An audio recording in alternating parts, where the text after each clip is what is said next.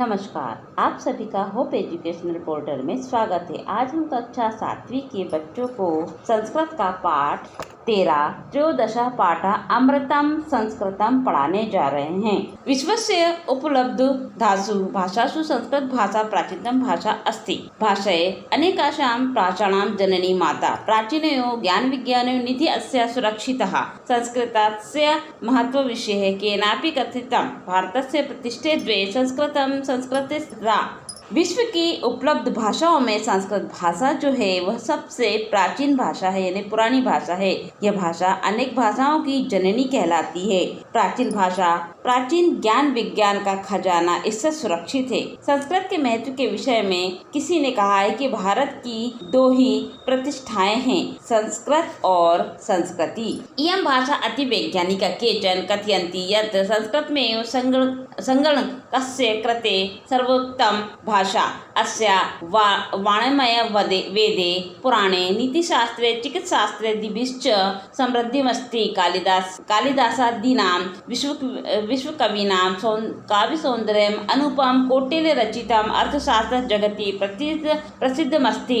गणितशास्त्रे शून्यस्य प्रतिपादनं सर्वप्रथम आर्यभट्ट अकरोत्। चिकित्साशास्त्रे चरकश्रुतयोः योगदानं विश्वप्रसिद्धं। संस्कृते यानि अन्यानि शास्त्राणि विद्यन्ते तेषु वास्तुशास्त्रं, रसायनशास्त्रं, खगोलविज्ञानं, ज्योतिषशास्त्रं, विमानशास्त्रम् इत्यादीनि उल्लेखनीयानि। यह भाषा बहुत ही वैज्ञानिक है। कुछ कहते हैं कि संस्कृत ही कंप्यूटर के लिए सबसे उत्तम भाषा है। इसका जो साहित्य है वो वेदों में, पुराणों में, नीतिशास्त्र और चिकित्सा आदि के द्वारा संपन्न है। कालिदास आदि विश्व कवियों के काव्य की सुंदरता का ये अनुपम है और कौटिल्य द्वारा रचित अर्थशास्त्र संसार में सबसे प्रसिद्ध है। गणित शास्त्र में शून्य का प्रतिपादन सबसे पहले आर्यभट्ट ने ही किया था। चिकित्सा शास्त्र में चरक और सुश्रुत का योगदान संसार में सबसे प्रसिद्ध है। संसार में जो अन्य शास्त्र है उनमें वास्तुशास्त्र, रसायन शास्त्र, खगोल शास्त्र, विज्ञान शास्त्र और ज्योतिष शास्त्र और विमान शास्त्र आदि उल्लेखनीय है। संस्कृत विमाने सुप्तः अभ्युदयाय प्रेषयन्ति यथा सत्यमेव जयते वसुन्धैव कुटुम्बकं विद्यामृत मनश्नुते योगः कर्मसु कौशलः इत्यादयः सर्वभूतेषु आत्मवत् व्यवहारं कुर्तः संस्कृत भाषा सम्यक् शिक्षयत्। संस्कृत में विद्यमान सूक्तियाँ जो हैं वह सब प्रकार से उन्नति के लिए प्रेरित करती हैं, यानी हमें उन्नति की ओर बढ़ाती हैं। जैसे सत्य की विजय होती है, सारी पृथ्वी परिवार के समान है। विद्या से मनुष्य अमृत पीता है और कर्म में कुशलता का योग उसमें आता है इत्यादि। सबके साथ समान व्यवहार करना संस्कृत भाषा सबको यही शिक्षा देती है।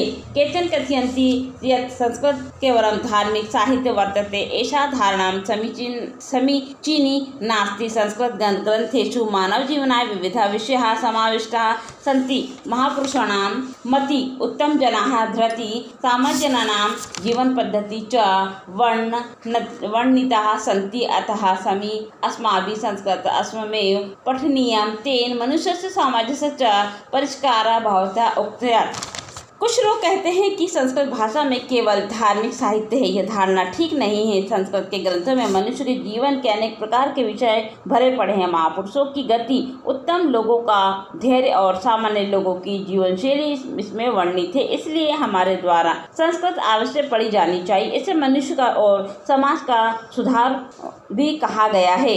अमृतम संस्कृतम मित्रम सरलम वचः भाषासु महनीयम यद ज्ञान विज्ञाने पोषकम। कहा गया है कि मित्र संस्कृत के वचन रसपूर्ण और सरल है। यह भाषाओं में महान और ज्ञान तथा विज्ञान की पोषक है।